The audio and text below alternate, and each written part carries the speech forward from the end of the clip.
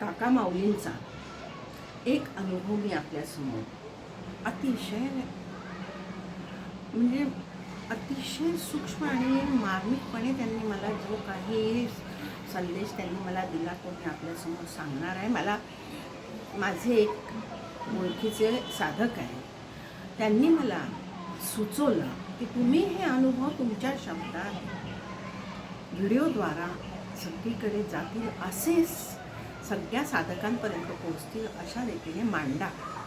आणि हे खरोखर सुंदर अनुभव आहे आणि मी हा प्रयत्न करते आहे.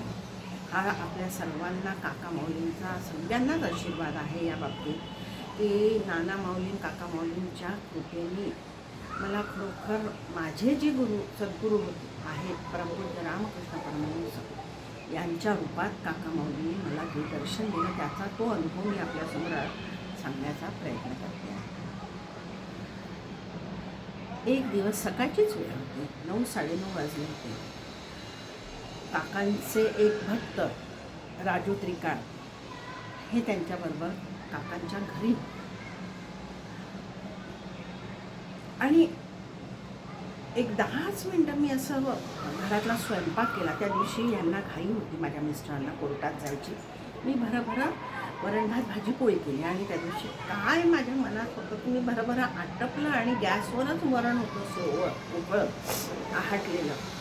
तर खटकन बेल वाजली म्हणून मी उघडायला गेली दरवाजा. हे ऑफिसमध्ये होते, घरात कोणीच नव्हतं आणि दरवाजा उघडल्याबरोबर मला काका दिसले समोर. मी पण झालं, वा काका या या या असं करेच तर काका आत आले. बरं निघाले. देवघर कुठे आहे तुझं, देवघर कुठे आहे असं बरोबर मी देवघर दाखवलं. आमचं देवघर असं स्वयंपाकघरातून आतमध्ये ईशान्य कोपऱ्याला घेतलेलं आहे. काका तिथे गेले. पाठ होता तिथे, मी पाठ मांडल्यावर त्या पाठावर उभे राहिले आणि काकांनी काय करावं तर काकांनी हवेत हात फिरवला. म्हणे काय काय तयार आहे तुझ्याकडे, मला जेवायला वाढत पाहिजे. मी काकांना बसवलं. काका पाटावर बसले. मी बरं म्हटलं आहे काका तयार आहे स्वयंपाक सगळं. म्हणे आण म्हणे तू काय स्वयंपाक केला. मी तो वाढला, वरण भात भाजी, दुधी भोपळ्याची भाजी, साधं वरण तूप वाढलं. 2 पोळ्या केल्या त्यातले चक्कर करत मी त्या दोन्ही पोळ्या ताटात ठेवल्या आणि थोडासा भात बाजूला आणि पटकन काकाचं मग असं कसं बाई म्हटलं परीक्षा पाहून राहिले काका. मी त्यांच्यासमोर येऊन ठेवलं. काकांनी ते पाहिलं म्हणून त्याच्याकडे पाहता पाहता ते एकदम भावमग्न झालं. म्हणजे भावावस्था जी असते ती कशी असते ती मी त्या दिवशी पाहिली. माझे म्हणजे आमचे जे सद्गुरू परमपूज्य रामकृष्ण परमहंस यांना कायम भावावस्था की जे कोणता शिष्य त्यांचा लाडका असेल त्याच्याकडे गेले की त्यांना व्हायचं. अगदी स्थिर बसून राहायचे काकांनी. तसे त्या डोळे त्यांचे ते एका वेगळ्या राज्यात असल्या. माझ्याकडे कोण म्हणे मला तुझ्या हातून जेवायचं. मला इतकं माझ्या डोळ्याला धारा लागल्या की काकांनी म्हणजे मला असं नेहमी वाटायचं का की आम्ही ठाकूरांच्या तिथे असू, ठाकूर खात असतील, ठाकूर हे करत असतील, आपल्या हातून खातो.